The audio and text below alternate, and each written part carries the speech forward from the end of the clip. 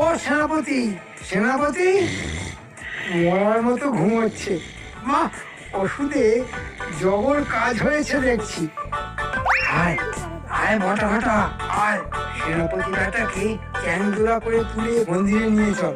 তারপর ওখানে গিয়ে বেটার হাত পা বেঁধে ফেলতে হবে। দাঁড়া, সেনাপতির কিছু পোশাক সঙ্গে করে নিয়ে নি, এগুলো কাজে লাগবে। চল বেটাকে চ্যাংদোলা কর। বাপরে, যেমন গঠন আর আর তেমন ওজন। দেখুন বাবু, দেখুন আপনার দেওয়া এই পোশাকে আমাকে কেমন মানিয়েছে। খুব ভালো, তবে এখন থেকে আর আমাকে বাবু বলবে না, বলবে মন্ত্রী মশাই। মন্ত্রীমশাই বলবো? হ্যাঁ, মন্ত্রী মশাই। আর এখন থেকে তুমি হচ্ছ কৃষ্ণনগরের সেনাপতি। সেনাপতি? কিন্তু কিন্তু আমি তো যুদ্ধ জানি না।